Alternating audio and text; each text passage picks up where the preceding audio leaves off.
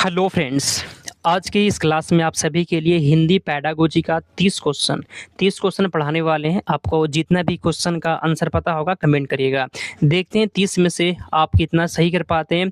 और इस क्लास में फ्रेंड्स आसान क्वेश्चन है, ठीक है। छाट छाट कर जो है ना, जो पहले पूछा गया प्रीवियस ईयर उसमें से यहाँ पर लाया गया है। तो आप, मुझे उम्मीद है कि आप 30 में 30 सही करेंगे या 30 में 29 कम से कम सही आपका होना चाहिए।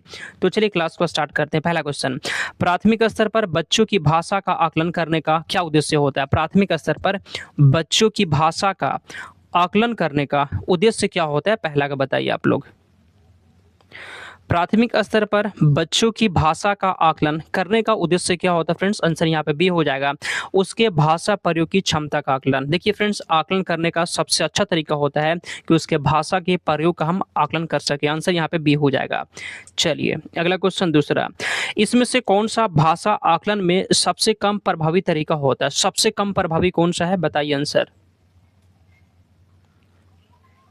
कौन सा भाषा आकलन में सबसे कम प्रभावी तरीका क्या होता है? सबसे कम, कमेंट करिए। तो फ्रेंड्स यहाँ पे श्रुतलेख हो जाएगा। श्रुतलेख जो है ना सबसे कम प्रभावी तरीका होता है। इस श्रुतलेख मतलब होता है क्या है जी?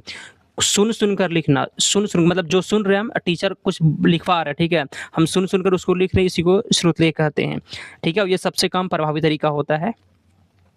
अगला, आकलन की प्रक्रिया में केवल बच्चों की क्षमताओं का आकलन नहीं होता है बल्कि शिक्षा की शिक्षण प्रक्रिया का भी आकलन होता है। यह विचार पूर्णतः सही है, अंशतः सही है, पूर्णतः गलत है, निराधार। आंसर यहाँ पे हो जाएगा पूर्णतः सही दिया गया है। आगे चलते हैं 4 नंबर क्वेश्चन। चलिए, रीमा ने तीसरी कक्षा में पढ़ने वाली रितिका की भाषा क्षमता, भाषा निष्पादन संबंधी क्रमिक प्रगति का ब्यौरा उसके अभिभावकों को दिया।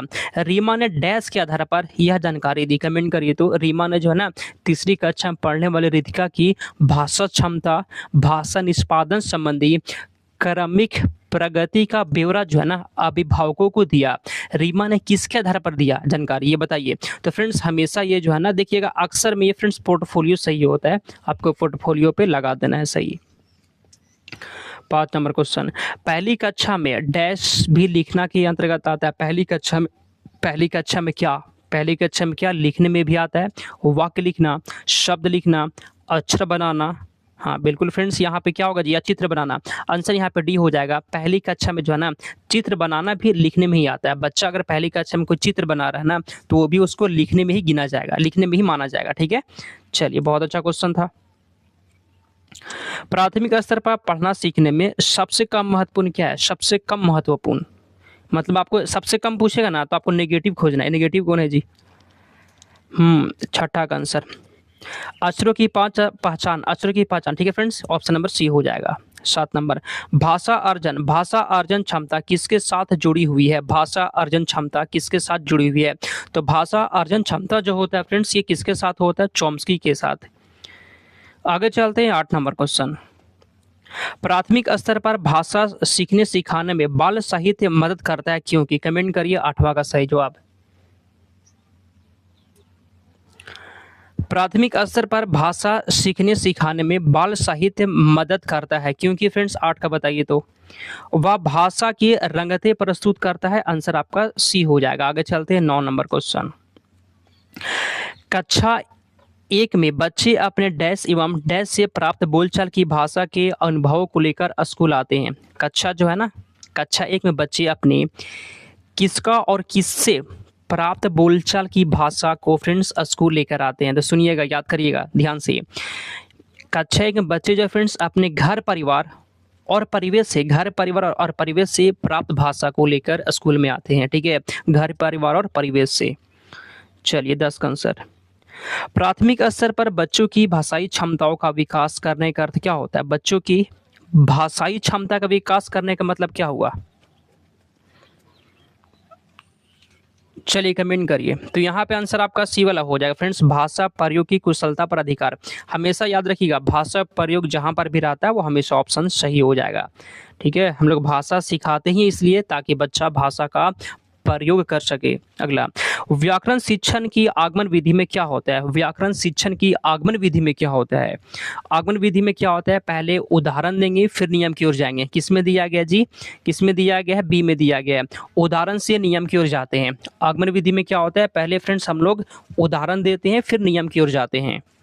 अगला क्वेश्चन 12 नंबर क्वेश्चन, उच्च प्राथमिक स्तर पर भाषा सीखने का उद्देश्य क्या होता है? 12 का बताइए। चलिए, उच्च प्राथमिक स्तर पर भाषा सीखने का उद्देश्य क्या होता है फ्रेंड्स? 12 का आंसर यहाँ पे क्या होगा? उच्च प्राथमिक स्तर पर भाषा सीखने का उद्देश्य क्या होता है? बी वाला फ्रेंड्स यहाँ पे पढ़िएगा ध्यान से, भाषा की नियमबद्ध प्रकृति को पहचानना और उसका विश्लेषण करना। आगे चलते हैं, अगला क्वेश्चन यहाँ पर 13, उच्च प्राथमिक स्तर पर हिंदी भाषा शिक्षण के लिए क्या अपेक्षित नहीं है? 13 का कमेंट करिए तो। उच्च प्राथमिक स्तर पर हिंदी भाषा शिक्षण के लिए क्या अपेक्षित नहीं है? बी पढ़िए, सुनकर शब्द सा दोहराने की क्षमता का विकास। फ्रेंड्स यही जो ना अपेक्षित नहीं है, नहीं पूछ रहा था ना, तो सुनकर एकदम शब्द सा मतलब होता है जैसे, मतलब जैसे सुने वैसे ही दोहरा दिए, इसी क्षमता का विकास एकदम नहीं करना है। ठीक है, आंसर यहाँ पे बी हो जाएगा। अगला क्वेश्चन, उच्च प्राथमिक स्तर पर भाषा शिक्षण का एक महत्वपूर्ण उद्देश्य क्या है? उच्च प्राथमिक स्तर पर भाषा शिक्षण का एक उद्देश्य क्या है? 14 नंबर क्वेश्चन का बताएंगे। उच्च प्राथमिक स्तर पर भाषा शिक्षण का एक महत्वपूर्ण उद्देश्य क्या है जी? आंसर यहाँ पे सी हो जाएगा, भाषा के नियमबद्ध प्रकृति को पहचानना। ऑप्शन नंबर यहाँ पे सी हो जाएगा। अगला क्वेश्चन 15, उच्च प्राथमिक स्तर पर हिंदी भाषा सीखने सिखाने की प्रक्रिया में किसकी महत्वपूर्ण भूमिका नहीं है? कमेंट करिए तो। उच्च प्राथमिक स्तर पर हिंदी भाषा सीखने सिखाने की प्रक्रिया में किसकी महत्वपूर्ण भूमिका नहीं है? परीक्षा का फ्रेंड्स ऑप्शन नंबर यहाँ पे सी हो जाएगा। ठीक है, आप लोग देखते हैं कि कितना सही कर पाते हैं। ठीक है, कमेंट करिएगा फ्रेंड्स। यहाँ पे टोटल 30 क्वेश्चन होने वाला। ठीक है, चलिए अगला क्वेश्चन, बच्चे अपने परिवेश से स्वयं भाषा अर्जित करते हैं, इसका एक निहितार्थ यह है। कमेंट करिए, बच्चे जो है ना अपने परिवेश से भाषा को अर्जित करते हैं, इसका मतलब क्या हुआ? इसका मतलब ये हुआ कि बच्चों को समृद्ध मानसिक परिवेश उपलब्ध कराया जाए। ठीक है जी, बच्चे जो होते हैं भाषा कैसे सीखते हैं? वो परिवेश में रहकर, वो फ्रेंड्स वैसे परिवेश में रहकर सीखते हैं, इसलिए बच्चों को समृद्ध भाषिक परिवेश उपलब्ध कराया जाए। अगला क्वेश्चन यहाँ पर 17, भाषा सीखने सिखाने का क्या उद्देश्य है? हम बताए थे फ्रेंड्स, जहाँ पर भी ऐसा उद्देश्य पूछा ना कि भाषा क्यों सिखाते हैं, तो भाषा का प्रयोग करने के लिए। आंसर सी में दिया गया है कि विभिन्न स्थितियों में भाषा का सही प्रयोग करना। भाषा सिखाते हैं ताकि भाषा का प्रयोग कर सके। ठीक है, ये हमेशा फ्रेंड्स सही होता है प्रयोग वाला, लिख लीजिए कॉपी में अपना। भाषा का प्रयोग केवल पाठ्य पुस्तक में होता है? नहीं। केवल मुद्रित सामग्री में होता है? नहीं। केवल परीक्षा में भी नहीं। आंसर यहाँ पे सी हो जाएगा, जीवन के विभिन्न संदर्भ में होता है। भाषा स्वयं में क्या होती है? भाषा स्वयं में क्या होती है? 19 का बताइए। आज का आसान क्वेश्चन है, कम से कम 30 क्वेश्चन आपको सही करना पड़ेगा। 30 में 30 सब सही होना चाहिए। ठीक है, देखिए, भाषा स्वयं में एक नियमबद्ध व्यवस्था है। आंसर सी हो जाएगा। अगला क्वेश्चन 20 नंबर, भाषा की कक्षा में एक शिक्षक बच्चों से क्या अपेक्षा करता है? भाषा की कक्षा में एक शिक्षक जो है ना बच्चों से क्या अपेक्षा करता है? क्या अपेक्षा करता है जी?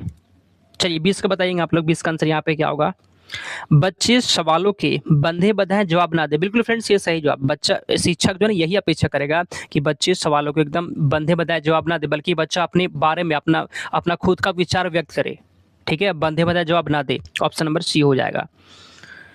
अगला, बच्चे अपने जन्म से ही भाषाहीन होते हैं, द्विभाषिक होते हैं, बहुभाषिक होते हैं, या फिर भाषा में कमजोर होते हैं? 21 नंबर क्वेश्चन का सी हो जाएगा, बच्चे जन्म से ही बहुभाषिक होते हैं। ऑप्शन नंबर सी हो गया आपका। 22 नंबर यहाँ पे क्वेश्चन है कि प्राथमिक स्तर पर शिक्षा का माध्यम कैसा होना चाहिए? प्राथमिक स्तर पर शिक्षा का माध्यम कैसा होना चाहिए? 22 का बताइए। प्राथमिक स्तर पर शिक्षा का माध्यम बच्चों की मातृभाषा का होना चाहिए फ्रेंड्स। ऑप्शन नंबर सी हो जाएगा। ठीक है, 30 नंबर क्वेश्चन, भाषा सीखने सिखाने के संदर्भ में निम्नलिखित में से कौन सा कथन सही दिया गया है? भाषा सीखने सिखाने के संबंध में कौन सा कथन सही दिया गया है?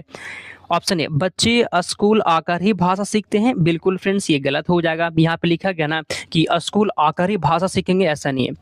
ठीक है, ऐसा एकदम नहीं है।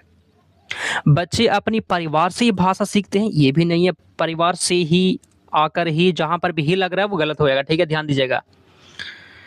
चलिए 30 का आंसर यहाँ पे क्या है, देखिए, बच्चे स्कूल जाने से पहले ही भाषाई पूंजी से लैस होते हैं। बिल्कुल ये सही जवाब है। बच्चे फ्रेंड्स स्कूल जाने से पहले जो है ना, भाषा की पूंजी मतलब कुछ कुछ भाषा उनको आ जाता है। स्कूल जाने से पहले बच्चे के पास अपना मतलब जो परिवार में जो भाषा बोला जाता है वो बच्चा भाषा सीख लेता है स्कूल जाने से पहले ही।